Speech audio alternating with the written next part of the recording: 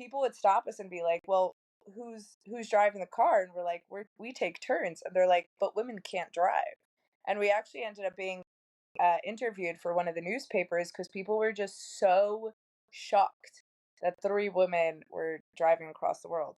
Listen, from my experience on the rally, the vehicle that lasted the longest, you have to remember that a lot of these countries, especially if you're driving in between countries and out of the cities, there's either no roads or minimally paved roads. And so the Lada is the best car. All right, welcome, Racheli. You're a really interesting person. First of all, you've spent a lot of time traveling solo as a woman and just with other women. And in some countries where the preconception that we all might have is that this might be a stupid or dangerous idea. So you've been to North Africa, Azerbaijan, places like that, right? So, hi, Danny. Thank you for having Yeah. me. Really I happy to went be. straight in for the heavy question, you You know? did, you did. No intro, Mm. no hello. Just No. straight off the deep end. We Um, like to elevate small talk to big talk the big immediately, talk, is that right? how we do it here? I like it. And that's how I do it at dinner tables too. It's like, Tell me fuck why off with you your, are the way you are. yeah, yeah. I don't want to hear about your job. Like, tell me, like, what do you think about the war, right? Yeah.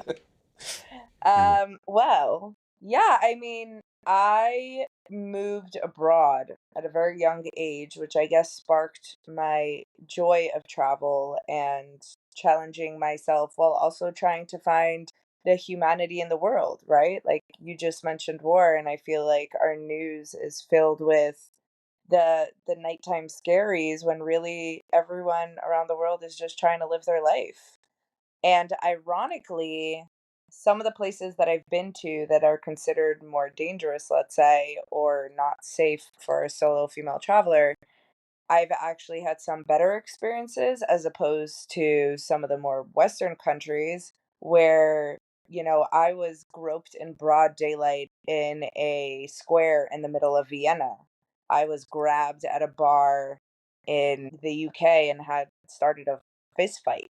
And so some of those places where you think you might, I had my phone stolen out of my hand at a music festival in LA. So you're in some of these places where you're supposed to feel safe and you might let your guard down, and maybe it's because of that you think you're safe that you end up encountering things that are a little bit more dangerous. But I found in some of the other places that I've been to, people are actually that much kinder because almost like they're surprised. Like, I'll give you an example. When we were in Turkmenistan, and for people that don't know, they say it's the North Africa of Central Asia. And Is that a thing? What does sorry, that sorry. Oh mean? my God, I messed up. They say it's the North Korea of Central Asia. I see. Yeah, much better. That didn't make any sense. But yeah, it's a completely closed off country. They only offer like 5,000 tourist visas. We ended up getting a transit visa and took a boat from Azerbaijan with a bunch of truckers, and that's how we got in the country. Crazy story. But it was me and two girlfriends at the time that were driving, and people would stop us and be like, "Well, who's driving the car?" And we're like, we take turns." And they're like, "But women can't drive." And we actually ended up being interviewed for one of the newspapers because people were just so shocked that three women were driving across the world. So I think, yeah, obviously, as a solo female traveler, you're kind of always a little bit on edge, looking over your shoulder. You have techniques in place to keep you safe, whether it's live location on and people know where you are, and maybe some sort of item in your bag just in case you get into a situation. But for the most part, I've had really, really beautiful experiences. You know what they call those countries ending in stan in Central Asia, in What? Finland, where I'm from? They Where? call them mustache dictatorships. Must They're not wrong. Because They're not all wrong. the leaders have like the same stash and the same suit, right? All the I mean, maybe it's dictators. like the leftover, USSR czars situation. I Yeah, don't know. yeah.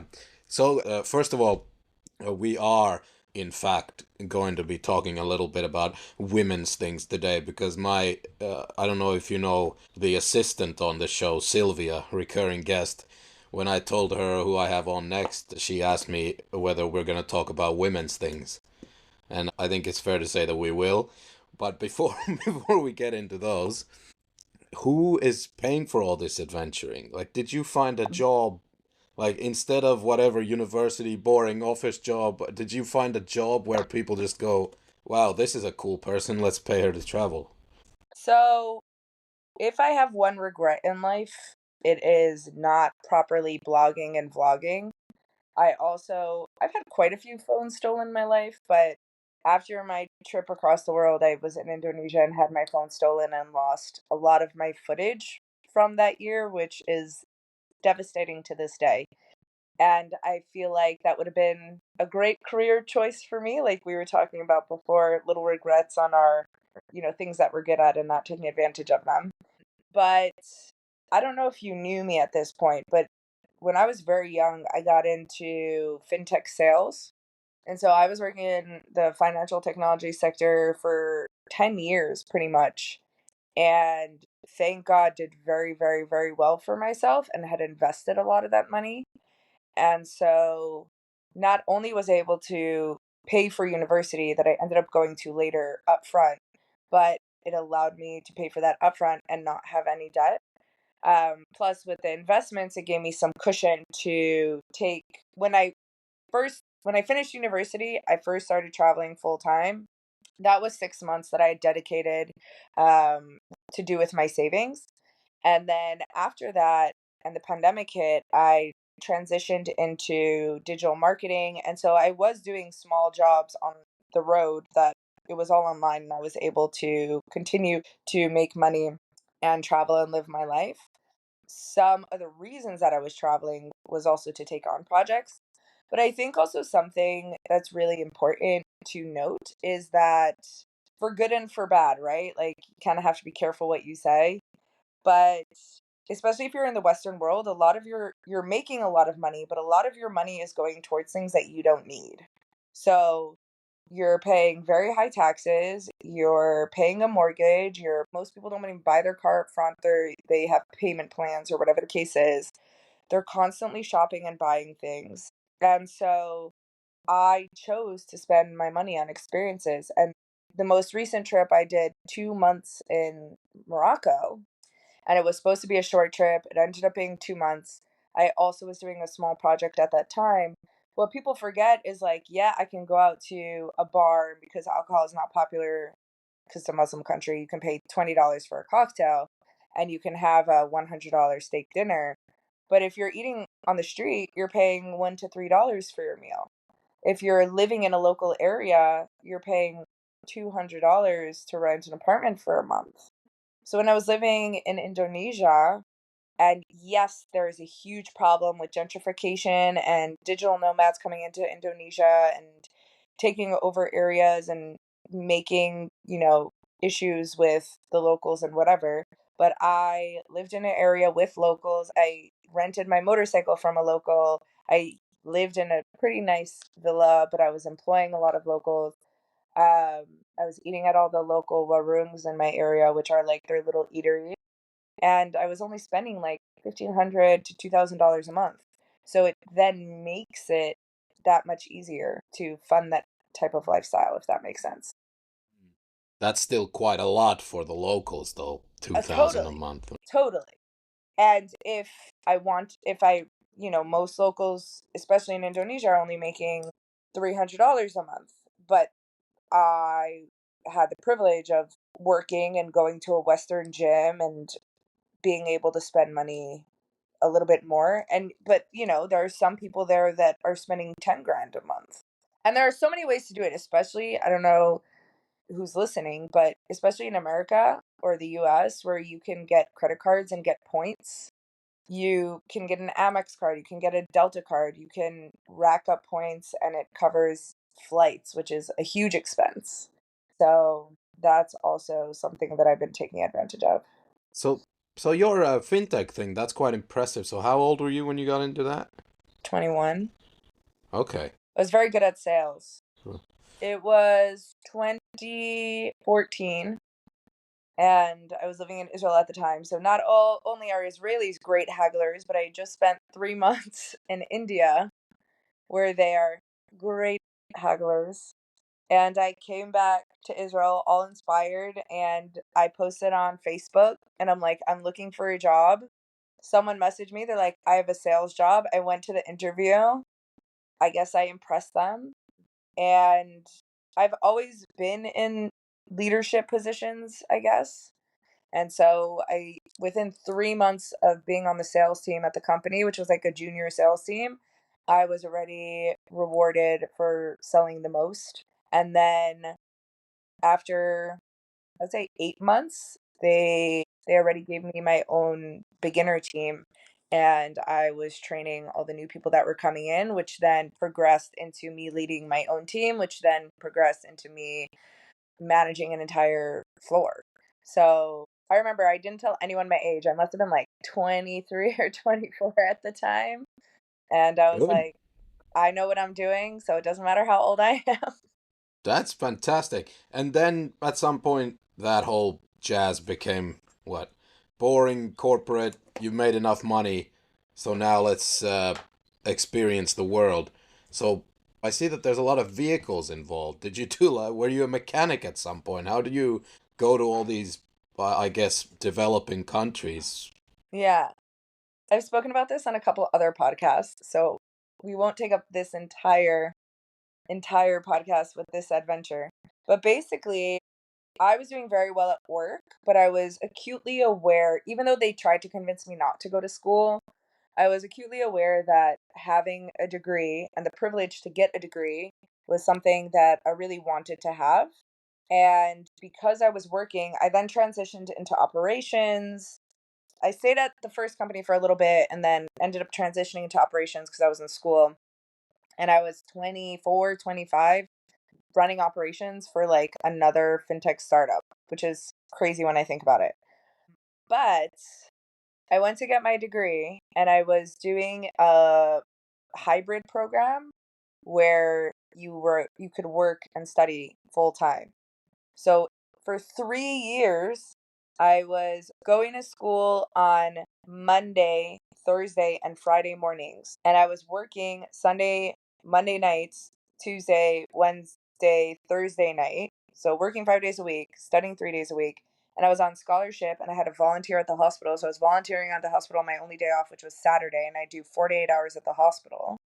So it was like a really, really hectic 3 years. I was also running a women's community in Tel Aviv. Plus, I was in fitness school. So I had mandatory gym hours I had to complete. And we had to pass like a fitness test at the end because I was doing like a double degree. So it was just like 3 years of minimal sleep, no chaos, a lot of accomplishments. And as that came to an end, I was like, I know I'm going to just take some time off and do whatever I want after my degree. Like, I deserve it. Funny enough, I saw a Facebook ad for the Adventurist, and they have an adventure called the Rally. Have you heard of this company? No, but I think we all should go look into this. This sounds fun. Yes. Adventurist. Okay. The Ah, I Adventurist. found it. Yeah. Yeah, okay. What's like their Glo tagline? They offer various global adventures, including rickshaw and monkey runs, and other odysseys and chaos. Chaos. Overarching goal to inject chaos into daily life. I love it. All right, I need to. I need to Ooh, find these it's guys or girls amazing. too. Yeah. Yeah. I'm obsessed with them. So I literally saw a Facebook ad of a bunch of cars racing through the desert, and I was like, what is this? I need to do it. And yeah, that's how it started. Basically, the rules are to create the chaos, and also I think to go through all the different borders with minimal permits. You have to apply with a car that's under a 100-liter engine. You have to make sure you can get visas to drive from Prague to Mongolia. So you have 2 months to drive from Prague to Mongolia. They facilitate the group, but every single team, like we had teams from all over the world, like Korea, different places in Europe, South Africa, India, whatever the case is. So each team, depending on your nationality, can get different visas. So eventually you all kind of take your own way. What we decided to do, and you asked because you asked, said, am I a mechanic? So we decided to buy a car in Israel and ship the car from Haifa port to Greece, to like south of Athens. We picked up the car in the beginning of July, I want to say. And then we drove for about 3 weeks through the Balkans until we got to Prague. Then we had a 2-day festival in Prague with everyone from the Mongol rally, which is like this adventure from the Adventurist. And then we started our drive with everyone, and then we all met up for a mini festival at the end in Mongolia. But there's a car competition in Israel called the Gruta Rally. Have you heard of it? No, I've never heard of any of this. Is this something that other people, other aside from I you, don't know. go Why do around? I know about all these things? Do I just have like weird special interests? Is this something that everyone does that I missed out on, which is looking up various adventures online? I I feel like my life has been full of adventures, but I find them next door, I guess. I don't. The Hmm. neighborhood. Can I give you a serious critique of this, though? I know that they sound like a really fun company, but there is this British saying that it's something like organized fun. You know what that means? Like, Okay. like these people organize fun for groups that are artificial who've never met each other before. Similar to if you go to a holiday resort, then there are those people who want their day to be like organized by a travel agency with different tours, and there are those who just want to walk out of the hotel and go see what's out there, right? So Right. there is an element of when you look for an adventure on the internet, you'll get the commercial ones that have the money to advertise on Google, and then it'll be like organized fun, right? Rather than a pure adventure of just I'll buy a plane ticket and I'll go to Mongolia. Um, See while what I I mean? agree with you, where I think this differs is they don't help with anything. All they facilitate is the starting point and the end point. So, how you get your car, how you find out if you're eligible for visas, how you apply for those visas.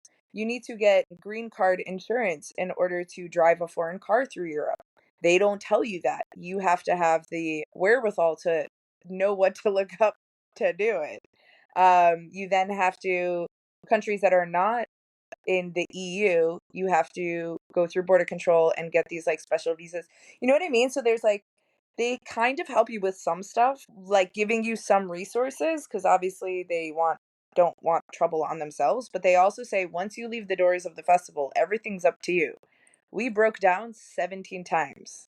That means navigating a country in a language that you don't speak, where you may or may not have internet, figuring out what's wrong with your car and getting it fixed and paying for it is all up to you. Oh. So who fixed So, it? Do you know how to fix cars? so, okay, so the Gruta Rally is a car race in Israel, okay? And their rules are you can't spend more than 3,000 shekel on your car, which is about $800, and you're not allowed to use any paved roads. And then they give you a start point and a finish point. I became affiliated with them, and one of the mechanic shops that they all use invited me as a sponsor, like he was going to sponsor us to work on our car. So every single Friday for 2 months, we would go up to his shop and we installed a roof rack. We installed speakers. He told me, he's like, oh, your cooling pipes are rusted, but don't worry, I have a matching car in the courtyard. You have to go take apart these cooling pipes, go take apart the cooling pipes, and then re-put it back together. And when you're done, I'll come supervise and make sure everything works. Like, Okay. it was Yeah. crazy. So that's how he worked. And in that way, it allowed me to basically teach myself how to fix this specific car. Also, in the past, I had built my own cafe racer motorcycle. So I took a Honda CB250, and then with friends, we took it apart and built it, turned it into cafe racer. So I also had some experience with engines and mechanics from that. You had a demonstrated interest with tinkering with vehicles, which is something that I, as a academically gifted, nerdy little fat boy never really had. So I guess you do. It helps if you've at least demonstrated a hobby interest in fixing something, right? Listen, I Yeah. graduated top 3 of my class. Like, don't get me wrong, I'm academic too. I know, I know. I'm making mainly a joke about how I don't dabble I know, I know. in manual labor, but I think it's like an ego thing, you know? I need to know yeah, how to do things myself. Like, I'll ask for yeah, help, but I need to know also. And to be fair, it really helped us because we had like a sump guard on the bottom of our car, so it was a metal plate on the bottom of the car to protect the engine. And we would go to these like, I don't know, in Tajikistan, we ended up at the mechanic and he's like trying to get to our engine and he can't figure out how to take it off and he's like banging it with a hammer and I'm like, no, no, watch me. And I'd like point at my eyes and point at myself and then get under the car and take his tools and take it off. So, you know. yeah.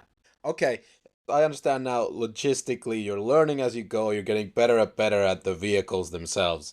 Next question. Some of these countries, you're not only a woman, but that's also a fairly obviously Old Testament Jewish first name. And that you can't hide on visas and a passport, right? You're not going to change your name. So, what about that side of affairs? Were you scared in places where there would be, I don't know, Yeah. risk of who knows what? Interesting question. It was more than that because our car was Israeli. We traveled with Israeli license plates Oh, wow. and Yeah. Israeli car registration.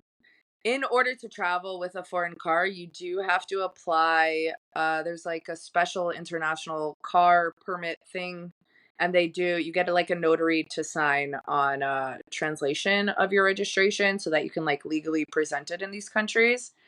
Was I nervous? Um, Ironically, the only place we had problems was in a random north town in Poland that has a really bad history with the Holocaust. And he even told us, he asked us to cover up our license plate with tape because he was nervous. And I'm like, seriously, like Poland? It's been 70 years, like get a grip. And the other place we had an issue was when we were in Azerbaijan and we were trying to go to Turkmenistan. Most of the other teams went down through Iran, and obviously Iran was off limits for us, so we had to take a ferry ship across the Caspian Sea to get to Turkmenistan. But that was it. Like nobody. I don't know if that was it. I don't know if that sounds very safe at all. Like a Turkmen ferry in the Caspian Sea sounds like a. Um, Definitely a very old ship. I can send you pictures after. And we definitely hit a storm and we definitely all got seasick and we also were supposed to make it to the port in 24 hours and didn't, so we got anchored outside of the dock for 4 days, which all definitely happened and was pretty wild experience with no way to communicate that we were just stuck at sea for a week when it was supposed to be a 1-day trip. But here's the thing. So two things. One, when we were driving our car, all of us had pepper spray on us, and we also had two knives taped like under the dashboard.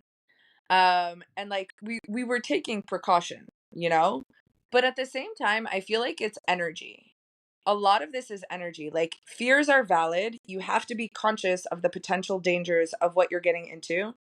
But if you speak into it and you move in fear, that will become your reality. That will become everything that you see. And once you see it and your brain feels justified for having the fears that it has, it will then continue to keep happening. And that will be all the energy you're bringing into you. So, were we very conscious that we were three women traveling through parts of the world that a lot of people don't see? Yes. Did we put some things into place to make sure that we were safe and systems to make sure our families knew where we were? Yes. But at the end of the day, we felt very privileged that we had this opportunity to go traveling. Everything we did, we, encountered everyone with love and excitement. And for the most part, that's what we faced. We were stuck on the boat and it was one of the girls' birthdays and she was so devastated and one of the guys had snuck wine on board and we threw a birthday party for her and it was just a bunch of us and Turkmen people dancing in this World War II dining room of this shipping ship. Um, we got stuck in Barnaul, Russia, and we had a flat tire, and we had no more. We had brought 4 spare tires, but like none of them. We had popped all of them already, and some guy finally was able to help us, and we had to stay there all day, and they got us pizzas, and we just chilled with them all day. That happened in almost every mechanic shop where they would invite us to food and drink and sit with them. One of the mechanic shop in Uzbekistan, he ended up inviting us to his family for dinner because he wanted us to have a local experience. I just feel like all of this, everything that ended up happening to us was just people so excited that we were visiting these places that don't get a lot of tourists, and they would invite us into their homes and to have local experiences. And I don't know, in Osh in Kyrgyzstan, we ended up busting 3 of our fuel injectors in our car, and they had to keep the car overnight. And the assistant spoke English, and he took us to his aunt's banya, which is like a Russian spa, and he took us after hours, and we had the whole spa to ourselves. I don't know. I just feel like we had so many awesome experiences because we. Some of this is definitely psychology. I'm a big advocate of when you're traveling, always look like you belong and you know exactly where you're going, because some of it is psychology. Scammers, criminals, all of that won't approach you if you never look like you're lost and you're a tourist. And also, if you need to do a poop in a new city, go into the nicest hotel you can see and walk in like you belong. Totally. Pretend like you know where the toilets are, because if you start standing around looking for the toilets, then they know you don't live in the hotel. Just Right. even yeah. But it's also little things like, for the most part, it was kind of whatever came to us came. But then after that, it was also making sure that before we went to a country, we downloaded offline Google Translate for whatever language was of that country. We learned how to say basic words, hi, hello, how much, whatever the case is. We downloaded offline maps. We made sure that we learned a little bit about the culture before we got there. And then when we did get there, we would ask lots of questions and make sure we were being respectful to the culture. And um, so I think that's also part of it, is like, if you're just going to come in to a mechanic shop in Tajikistan and start yelling in English, obviously no one's going to help you. But we would do our best to try and communicate with Google Translate the few words that we knew in the local language, hand motions, whatever the case was, in order to communicate best. Yeah. I mean, this sounds awesome. Can you just give us like a rapid fire round here quickly about because I'd happily talk hours and hours of all these adventures and all the Yeah. countries you've been in, but rapid fire. So, Mongolia, best and worst thing you ate there. Oh my God. I did not like the food in Mongolia. The most interesting thing I ate in Mongolia was horse, but I really did not Yeah. enjoy the food there. All right. Russia, tracksuits. The best tracksuit squat. I didn't actually see any. You didn't see any tracksuits in Russia? Then you didn't go. I don't believe you. I don't Yeah. remember. Ah, We almost got any scammed by the police, though. yeah. Okay, so scams and mafia, organized crimes, all of that. Yeah, we had quite a bit of those. Yeah, total losses monetarily for you across these Ooh. adventures. Oh my God. Okay, I will say, we had an interaction with the mafia in Albania and got stopped on the border of Croatia and Montenegro and had to pay $500. Okay, but But that's that was it. awful, but that's survivable. We, yeah. And I would say we had a passport scam in Mongolia, but we managed to get our passports back and didn't pay anything. And then in Russia, we gave them our expired registration, and so we didn't have to pay them anything. But some of the other teams definitely had much bigger losses. Okay. Closest call with guns or knives, weapons. Tajikistan, we camped on the border of Tajikistan and Afghanistan and got woken up at 5 a.m. by the military because the Afghans were across the river with guns pointed at us because we didn't realize we were on the border. Yeah, good move. Especially since you've lived in a country where you need to pay attention where you're gonna set up a tent because you never know You where there's a know, it was some kind dark. of border. It was dark. We're like, this looks flat. We're just gonna camp out here. Yeah. Wow. And going that close to Afghanistan as a Jewish woman with Israeli No, citizenship there's and actually a border crossing over the river, and there is a specific part on the border of Tajikistan, Afghanistan, where they have free trade. And so on this bridge that goes over the river, they have like open markets. And I don't remember exactly why, but either you needed a permit or we missed the timing.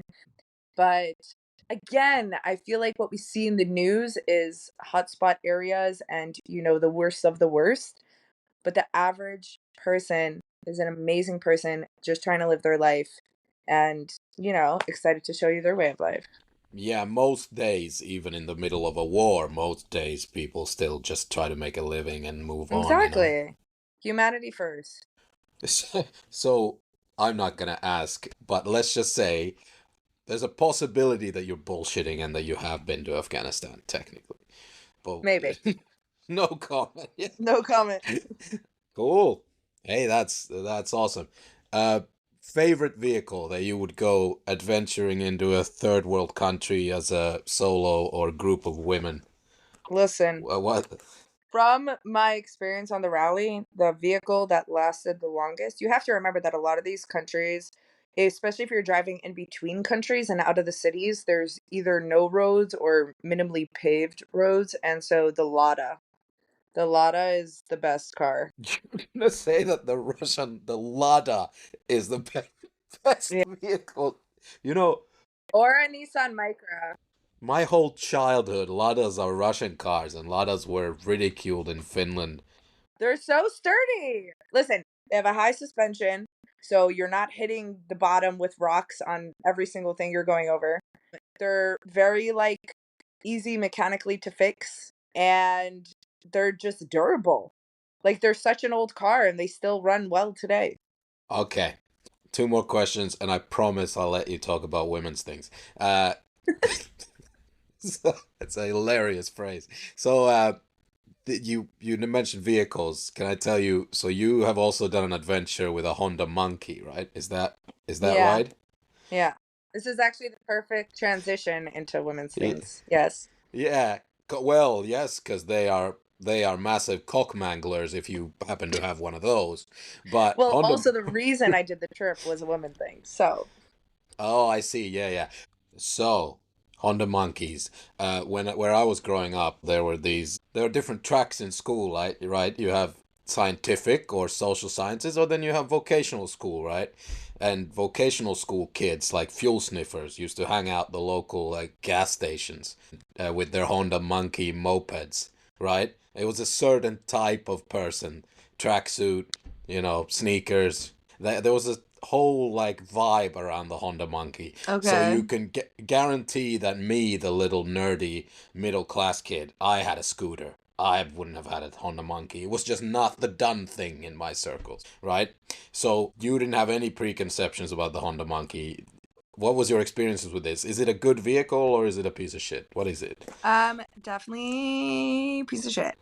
But that's the whole Okay. point. But Yeah. that's the whole point because it was an adventurous adventure. So the whole point is how can we send 100 people from the Merzouga Desert, which is like the border of the Sahara in eastern Morocco, all the way to Marrakesh through the Atlas Mountains on a monkey bike that barely goes 50 kilometers an hour and Mm. can really only take up to like 100 kilos, and most guys weigh more than that. But in my defense, I definitely had a little bit easier time than some of the guys. I've had my motorcycle license since 2017. I started my own motorcycle club, women's motorcycle club, when I was living in Bali. And I have quite a bit of experience with motorcycles, so at least I knew how to ride one. You know what I mean? Yeah. And this Honda Monkey adventure was now, this will also serve as your public service announcement. I don't know if you know, but we finish with those. I've actually already given mine, which was about if you need a poo in a foreign city, look like you belong and walk into the nicest Okay. hotel. Yeah, that was mine. But anyway, you did the monkey adventure. This was for a charity, yeah? Yeah. So actually all of the adventures that you do with the Adventurous, and I feel like they should pay me for all the promotion that I do. This is like the third podcast I'm talking about them. Adventurous pay me.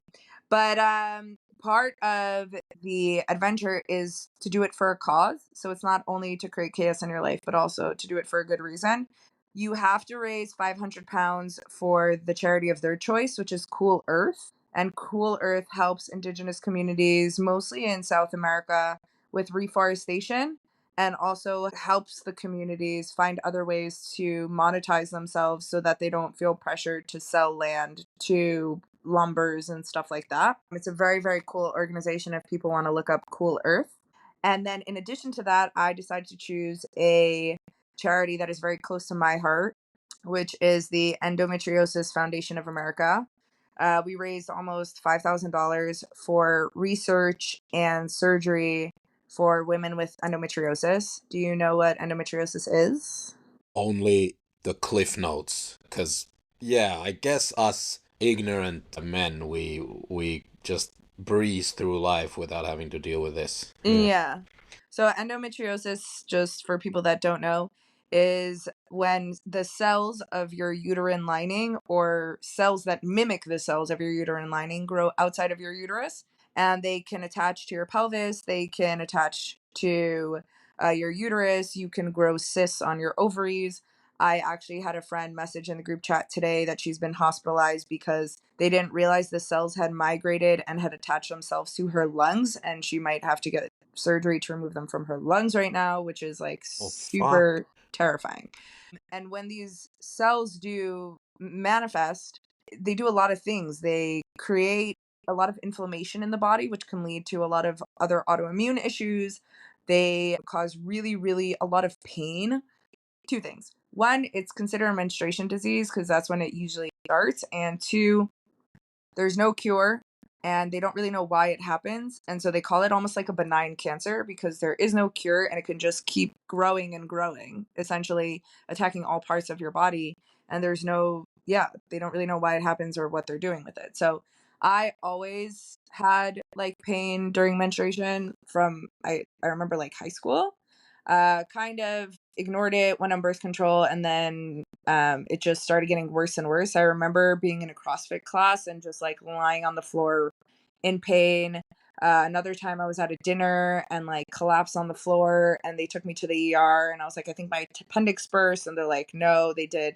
They were checking. They're like, everything's fine. And for 2 years, I was doing CTs, MRIs, endocrinologists, gastroenterologist. I saw like every single doctor in the world. No one could figure out what was wrong with me. And then they found that I had endometriosis lesions growing all over my pelvis.